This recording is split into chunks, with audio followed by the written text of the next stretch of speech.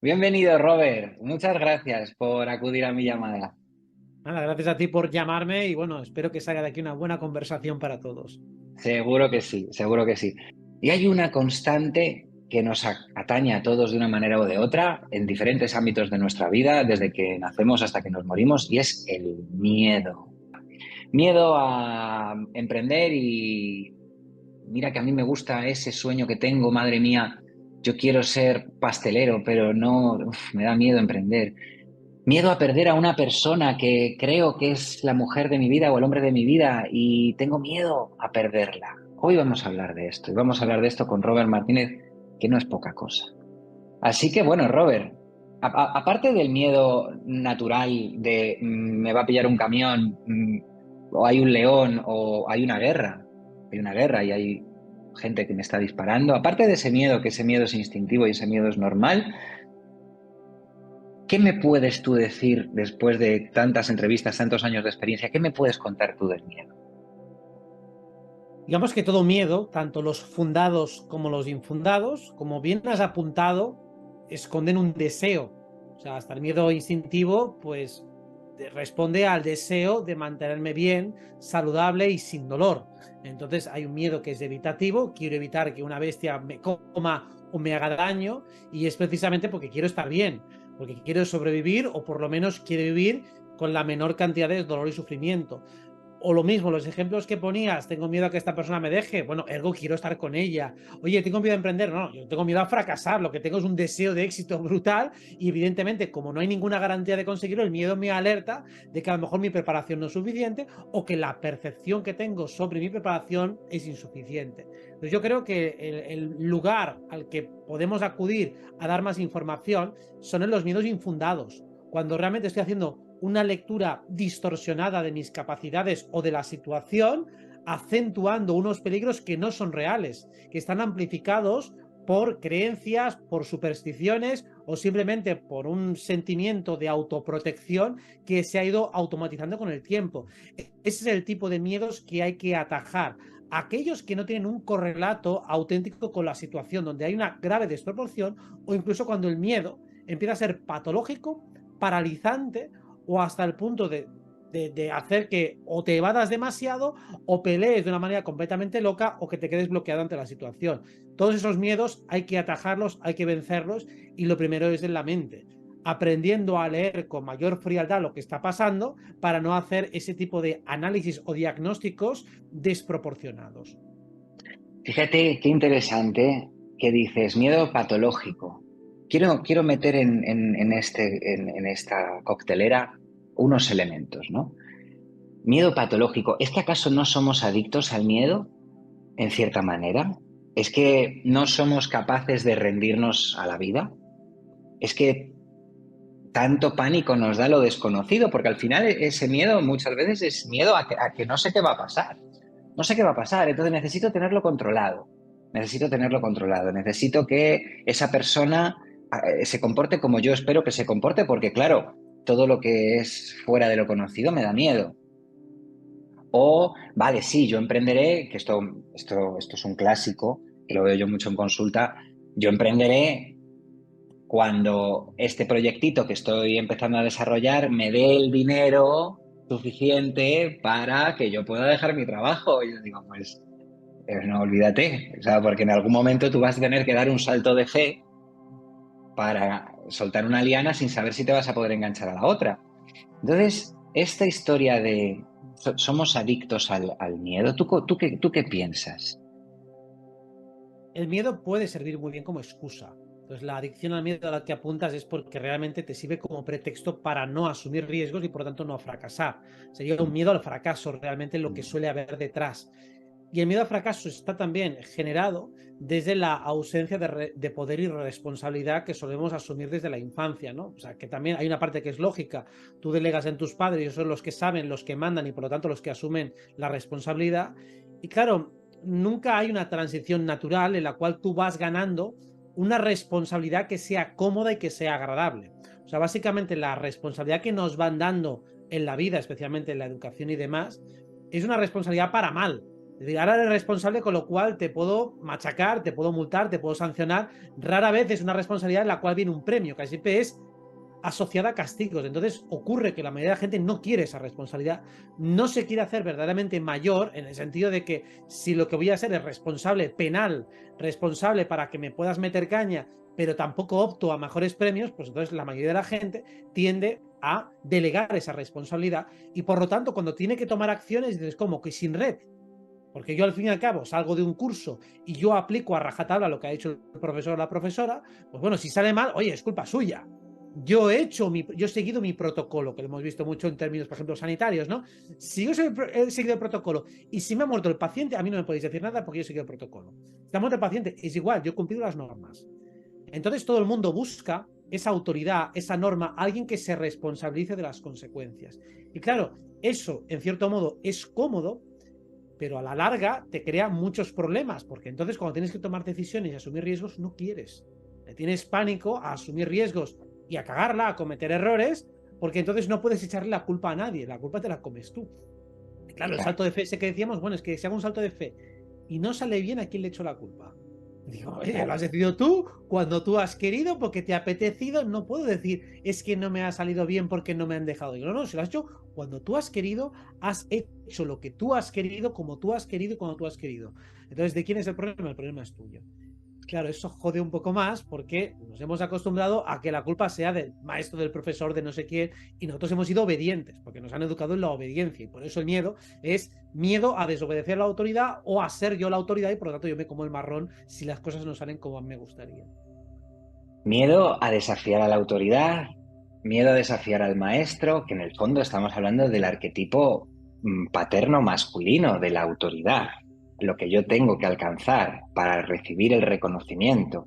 Claro, ¿cómo podemos hacer para que esta gente vea el miedo de una manera esperanzadora? Fíjate lo que te digo, de una manera esperanzadora, que podamos darle unas herramientas para que diga, es verdad, joder, ya no veo el miedo de la misma manera.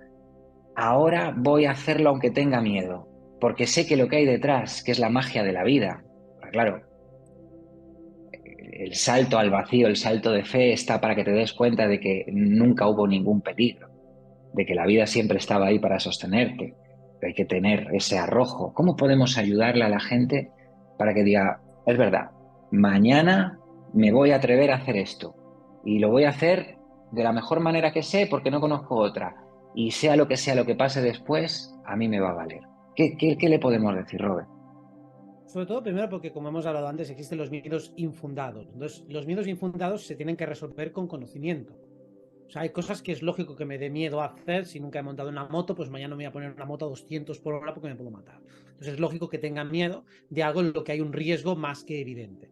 Pero cuando no lo hay, cuando tú has razonado y, por ejemplo, mañana voy a cantar, pero yo realmente sé cantar y da igual que cante en público, digo, realmente yo sé cantar. Si cantando íntimamente canto bien y me gusta cómo sale, pues que haya 10 personas o 20 o 200 mirándome no va a cambiar mi acción, con lo cual no debería tener miedo o es un miedo al que me tengo que poder sobreponer, porque realmente, racionalmente, no encuentro una lógica que me haga tener miedo a lo que está pasando. O mejor dicho, el peligro que hay no es real, es un peligro minúsculo y es perfectamente salvable. Entonces, lo que recomiendo siempre en las situaciones en las que hay un miedo o un pavor infundado, primero es reconocer si realmente tengo motivos para el miedo o no.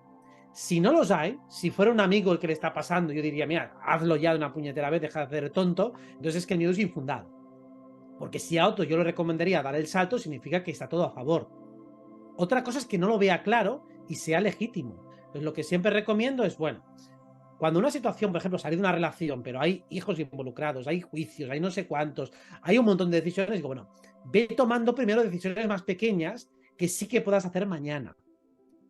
O no voy a lanzar mañana una página web si no tengo nada claro, ni el mensaje, ni el producto, ni la marca, y tal. Y bueno, esperemos, vamos paso por paso. Entonces, muchas veces lo que necesitamos para reducir el miedo es asumir o ganar cierto nivel de control y seguridad en alguna área. O sea, el miedo al final es opuesto a la seguridad. Si yo voy haciendo acciones relativamente seguras, hay un momento que cuando las voy sumando me doy cuenta de que he hecho algo muy complicado y muy complejo, sumando pequeñas acciones seguras, y al final cuando tengo que dar la acción que me da más miedo, digo, si ya tengo medio camino hecho, si ya realmente lo que queda es nada. Pero sin embargo, si pensaba en hacerlo todo de un golpe, de una tirada, eso me abrumaba. Entonces ir pegando pequeños mordisquitos a la vida, ir haciendo cosas básicas, sencillas, que no me cuestan mucho, hacen que vaya recortando camino con la acción más grande que tengo que dar. En el momento cuando tengo que dar el saltito, es un saltito de 3 centímetros. Al principio era un salto de 5 metros demasiado alto, y ahora si voy recortando espacio, en el momento que el salto es perfectamente asequible y no me da ningún miedo. Entonces muchas veces, a través del conocimiento y de pequeñas acciones, podemos reducir la distancia que hay entre aquello que nos cuesta. Antes ponías el ejemplo, pues quieres hablarle a una chica, a un chico, al que sea, que te da vergüenza.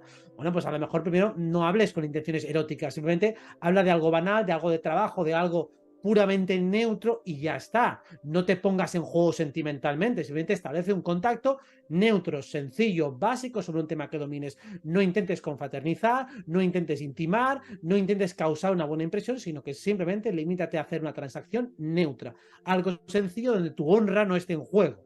Y por lo tanto, a medida que vayas conociendo a esa persona y que vayas acercándote más, podrás ir intimando progresiva y gradualmente, y de esa manera, cuando tengas que hacer la acción final, estarás mucho más preparado, habrás leído mucho mejor el terreno y verás si es inteligente avanzar más o quedarte donde estás.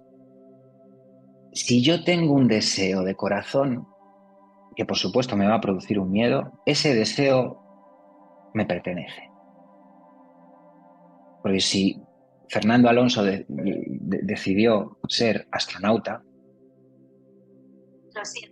bueno, me ha saltado el Siri. Va a ser verdad que nos manipulan los teléfonos. Hombre, Bueno, sí, ¿verdad? no me he tocado nada, no ha salido ahí.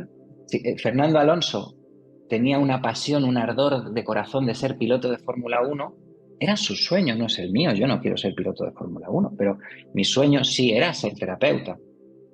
Entonces, si yo tengo un sueño, normal que tenga un miedo, pero tengo que confiar en que ese sueño es mío, en que el universo como organismo complejo del cual yo formo parte me entrega una semilla, que es ese sueño, porque necesita de mí que yo haga eso. Y ahí me tengo que enfrentar a la situación y confiar en la vida. ¿Cómo podemos ayudar a la gente a que entienda este elemento de confiar en la vida? ¿Qué se te ocurre a ti? Bueno, hay dos cosas. Uno, el tema de la humildad, que lo veo también muy importante, sobre todo porque es lo que va a condicionar el tipo de expectativa que tienes respecto a lo que tiene que suceder.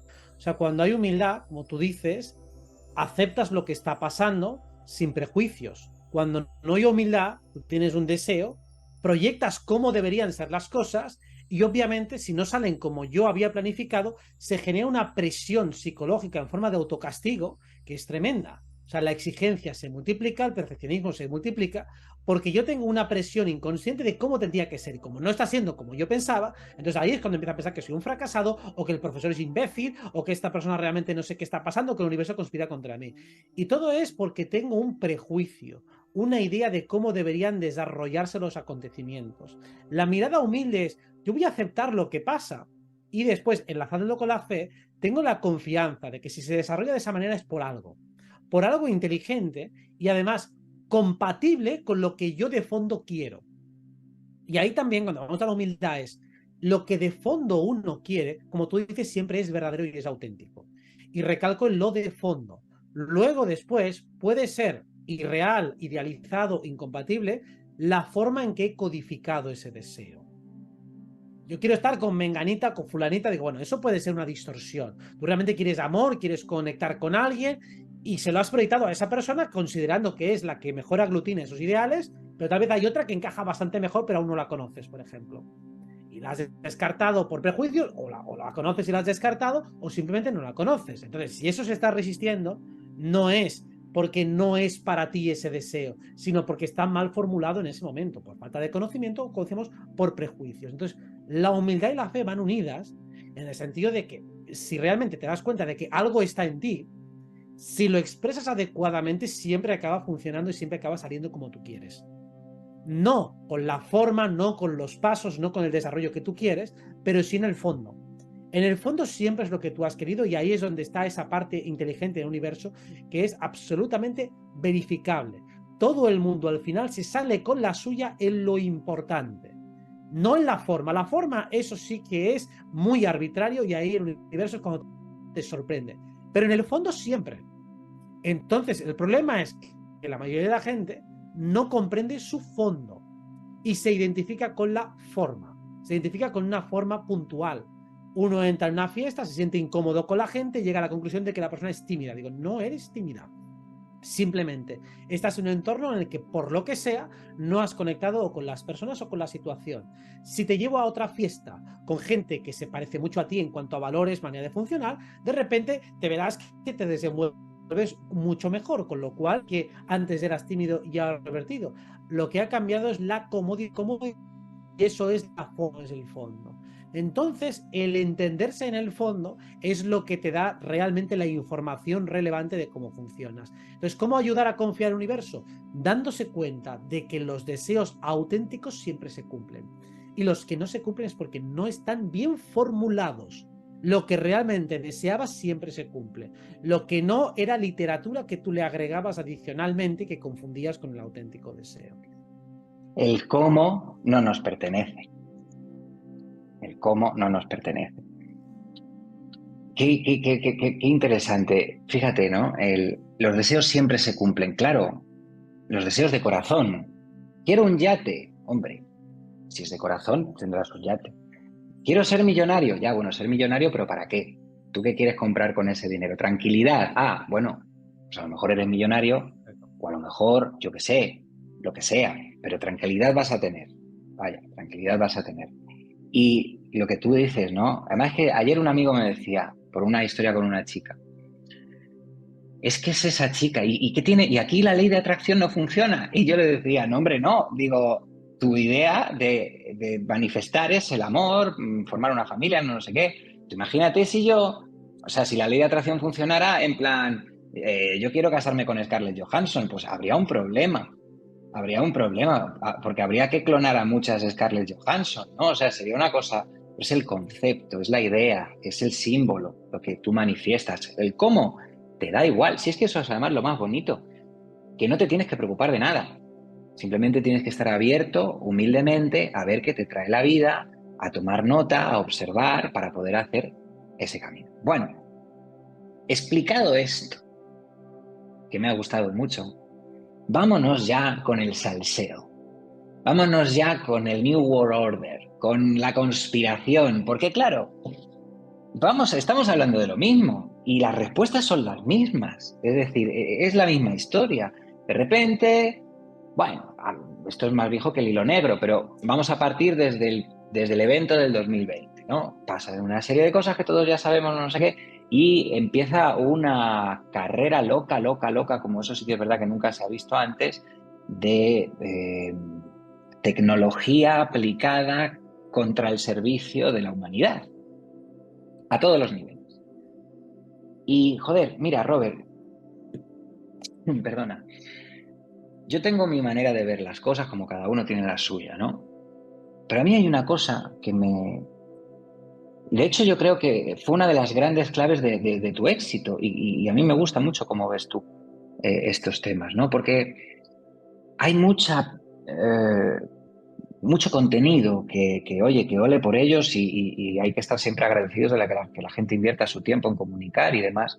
Donde, bueno, pues te hablan no sé hasta qué punto puedo decir según qué palabras, pero bueno, del grafeno, de esto, de lo otro, de nanotecnología, de papapam, de los aviones estos que sueltan estelas, no sé qué, no sé cuántos, lo que eso ocurre, lo que eso hace en el cuerpo. Coño, pero ayúdame a entender, ayúdame a conectar con la esperanza. Ayúdame a conectar con la esperanza, porque si quiero malas noticias pongo la tele, aunque no me hablen de esto, pero bueno, si quiero malas noticias pongo la tele, ¿no? Y yo creo que cuanto más, y esto pasa en las dos direcciones, tanto los miedos internos nuestros como este miedo global que nos atañe ahora, cuanto más pienso en el poder que tiene el enemigo, más poder tiene el enemigo, más fuerza le estoy dando. Y más poder estoy perdiendo en mí mismo. Cuando nosotros, por ejemplo, somos habitantes de un cuerpo que es la leche. con una cantidad de sistemas orgánicos biológicos que exceden lo humano. Porque sí, bueno, sí, yo respiro y tal, pero es que yo además dentro de mí tengo la capacidad de conectar con el universo. Dentro de mí está reflejado el cosmos. O sea, puedo hacer lo impensable. Y le estoy dando poder a un conjunto de personas que están haciendo nanobots, y entonces yo creo que el nanobot va a poder conmigo, en vez de pensar que no es ninguna locura, que mi propia biología puede con un nanobot o puede con lo que sea. Entonces, hoy estaba viendo un directo de La Quinta Columna. No suelo ver muchas cosas de estas, ¿no? Pero me lo he visto un rato, te empapas y tal, porque mi manera de afrontar esta situación es la de conectar con mi poder y incluir, aunque yo lo llevo bien, la palabra no dentro de nosotros. Oye, que ahora hay que hacer no sé qué obligatoriamente. No.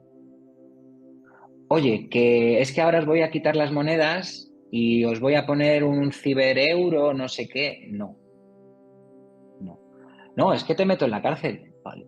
Como decía un amigo, sujétame el cubata, ¿sabes? Méteme en la cárcel. ¿Cuántas veces nos han quemado en la hoguera? ¿Te crees que tengo yo ahora un problema porque me vuelvas a quemar en la hoguera? No tengo ningún problema. Ve encendiendo la leña. Claro, si perdemos el poder en nosotros, entonces no es que, o sea, les estamos haciendo un favor, joder, les estamos allanando el terreno. Creo que cuanto más pensemos en la capacidad que tenemos como ser humano biológico y como grupo, en ese no, más cerca estamos de ganar la batalla. Yo siempre le digo a la gente, digo, el acto más grande y más rebelde que puedes hacer ahora mismo es soñar. ¿Qué vida quieres tener? ¿Cuáles son tus sueños? ¿Qué quieres cumplir? Porque ellos quieren que tú no sueñes, que estés en el miedo, que estés en el estado de shock constante, que estés al día. Ay, es que va a haber escasez de alimentos, ay, es que no sé qué. Pero si tú en vez de hacerle caso a eso y darle fuerza a eso, le das fuerza a tus sueños, como grupo, como conciencia colectiva, no hay energía disponible para que ellos la estén usando, pero sí la hay disponible para que todos nosotros la usemos. Entonces, bueno, que me enrollo un montón. ¿Tú qué piensas de esto que te cuento? ¿Tú qué piensas de cómo se está afrontando la batalla? ¿Qué me puedes decir? Hay muchos enfoques, todos tienen su parte de validez y su parte de razón. Entiendo que los enfoques meramente descriptivos, los que simplemente tratan de describir y anticipar los planes de las élites, tienen cierta funcionalidad, pero solo hay que tomarlos como una información neutra y ya está. No como una información predictiva, ni mucho menos hacerla propia y tratar de reaccionar y responder simplemente a eso.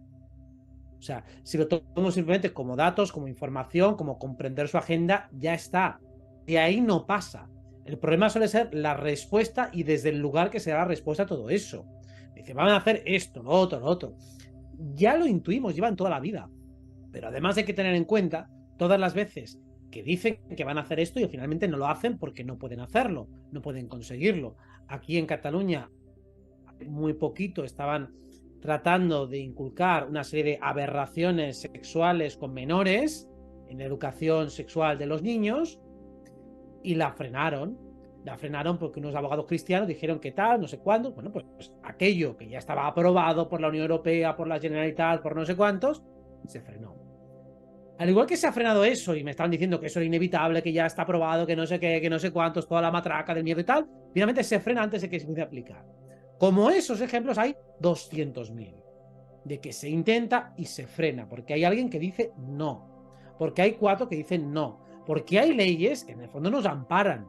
Las leyes, la mayoría nos amparan, lo que pasa es que ellos, como las deciden también, la aprueban y necesita un tiempo que alguien la repruebe, diga, no, esto no va así, o alguien la contradiga, que alguien ponga algún tipo de demanda y entonces hay un tiempo en el cual eso está aplicando y luego lo tienen que tirar hacia atrás. Como casi todo lo que hacen es nulo de pleno derecho o ilegal, pues entonces lo tienen que frenar.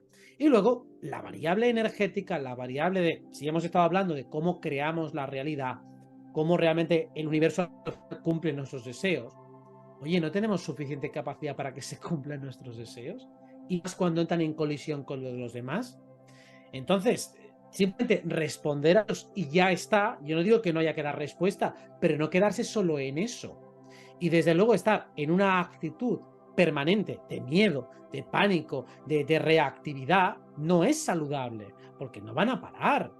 O sea, no van a parar de bombardearnos, por eso, con escasez de alimentos, sí, subida de precios, que si ahora un apagón, que si ahora nos fríen con electromagnetismo, que si ahora no amenaza nuclear. Bueno, pues van a estar toda la vida, pero es que llevan toda la vida así. Entonces, o nos plantamos de verdad, pero de verdad auténticamente, y sí, escucho lo que dicen, lo tengo en cuenta, pero yo voy haciendo un camino de respuesta para poder ser soberano ante esas posibilidades. Si no hago eso, me comen con patatas. Entonces, una verdadera disidencia primero es, oye, aprende a gestionar tu vida en tu microcosmos, aprende a ser soberano. Y cuando seas soberano en tu microcosmos, tu campo energético suele ser tan potente que es muy complicado que ellos consigan entrar hasta cierto punto. Sí, algo te van a molestar, como el ruido de los vecinos, pero no se van a meter en tu casa. Y si algún día se meten, no te preocupes, que no tardará mucho en sacarlos de allí. Entonces, deja de mirar aquellas noticias apocalípticas, porque a alguien le pase algo no significa que te vaya a pasar a ti. Porque a no sé quién le pasó algo no significa que eso vaya a ser tu realidad. A saber por qué le pasó algo a esa persona. Su sentido tendrá dentro de su narrativa, dentro de su historia, dentro de su aprendizaje, dentro de lo que sea. Pero no hagamos nuestra la historia de otro. La tomamos en consideración, sí, pero que eso no nos lleve a tener una visión distorsionada. Al igual que hemos hablado antes, de que la distorsión es lo que crea infundado, este es el vivo ejemplo de lo que es un miedo infundado. ¿Por qué? Porque la mayoría de las veces que has tenido miedo no te ha pasado nada. Y luego, cuando te ha pasado, ¿de qué te servía el miedo? Absolutamente de nada. Has tenido que responder y espabilarte sí o sí. No te ha servido de nada estar preparado, porque no te podías preparar de ninguna manera. ¿Tú cómo ves a nivel astrológico, verdad?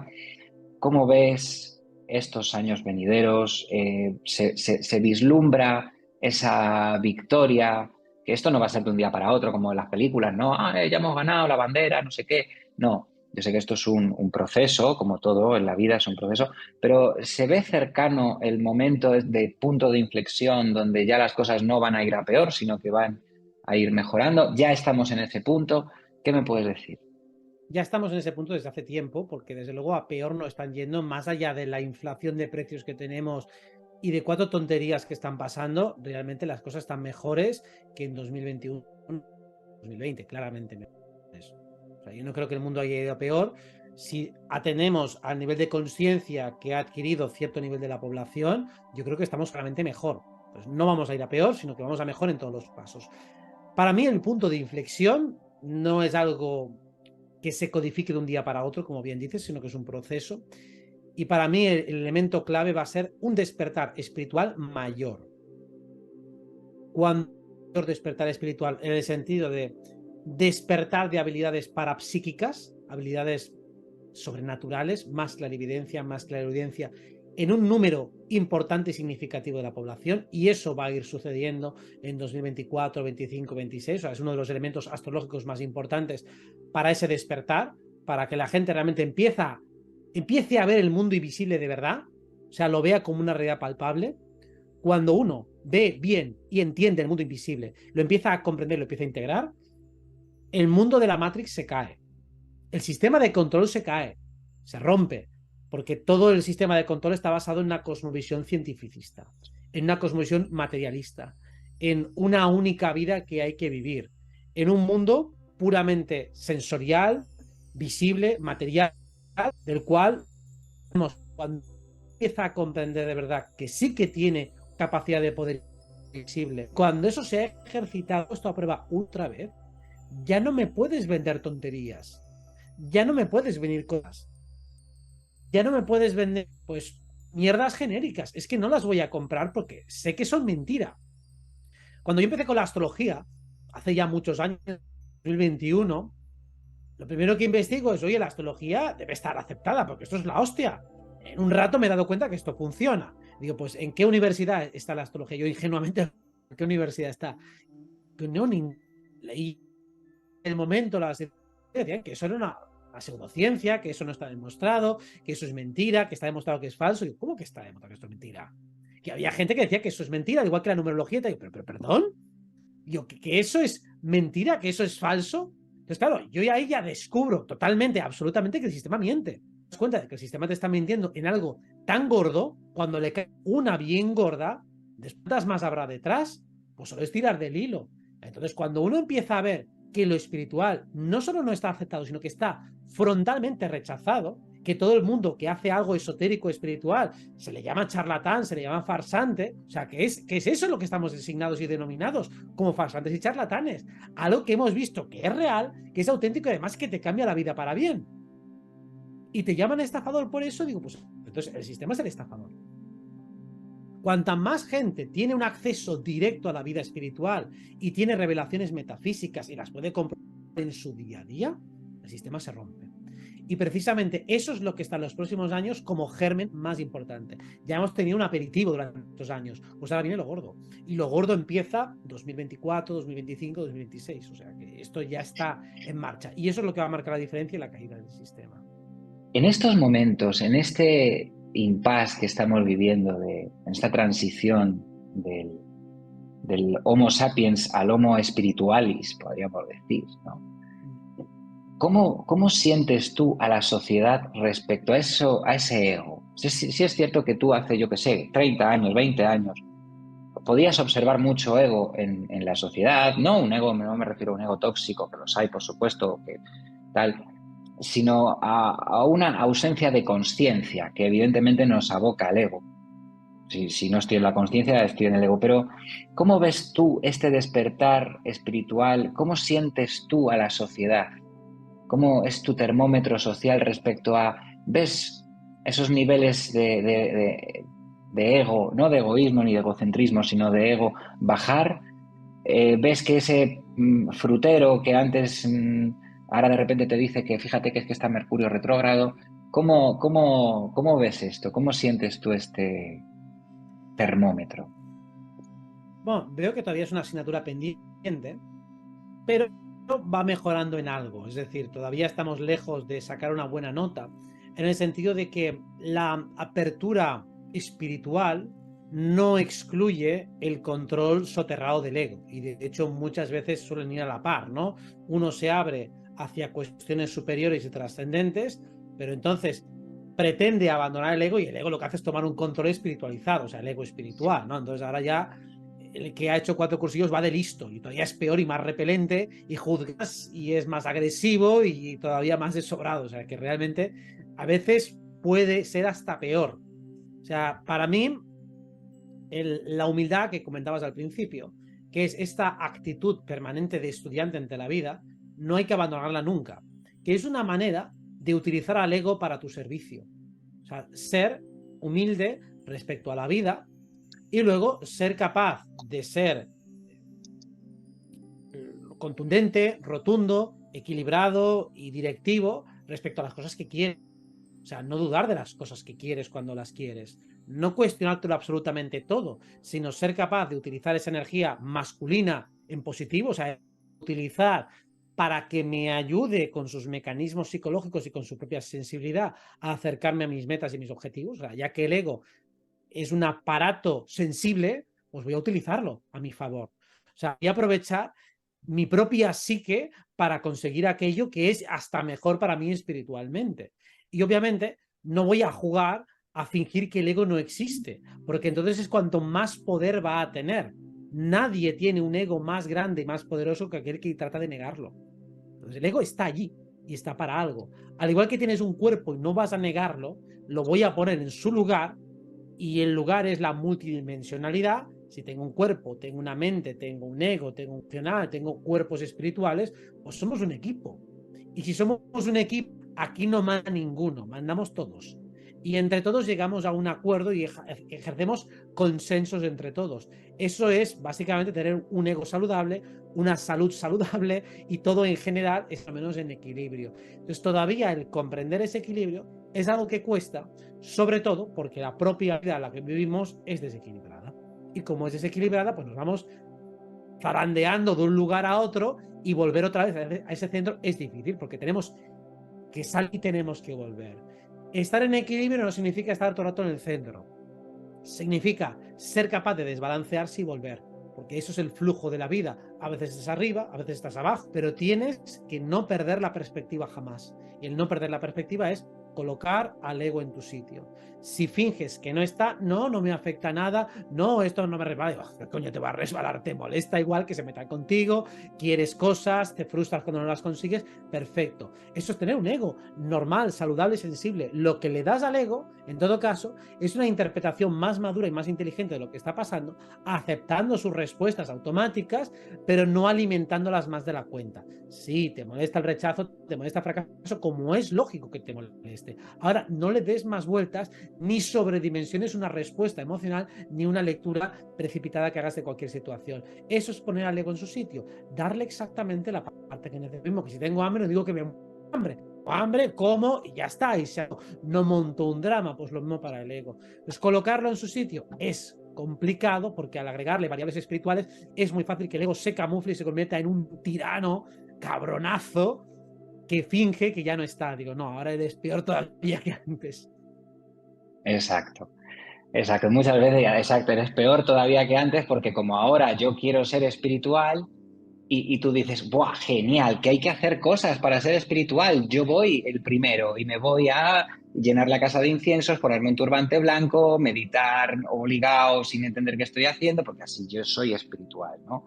Que muchas veces, ¿no? Ese dilema o esa batalla que hemos pasado muchos de, no, es que esto no es espiritual. Ah, no, hostia. ¿En serio no es espiritual? Que yo me pille una borrachera del copón. Hombre, otra cosa es que lo hagas todos los días, ya no es que no sea espiritual, es que te estás echando, te estás matando. Pero claro que es espiritual, que un día me pille una borrachera. Ostras, claro, claro que es espiritual. No tengo que hacer nada para ser espiritual. Claro, eso al ego le funde los plomos, ¿no? Pero bueno, Vale, quiero algo que Robert, sea así, claro, cuadriculado, para ver si voy ganando o voy perdiendo. Lo estoy exacto. haciendo bien, lo estoy haciendo mal. A ver, profesor, dime, ¿eso es espiritual? A ver, cualquier cosa que hagas con plena conciencia es espiritual, sea buena o mala. Puedes hacer cosas malas espiritualmente hablando porque hay plena conciencia de ello. Que sea Exacto, bueno o malo no equivale a espiritual o no espiritual. exacto, exacto.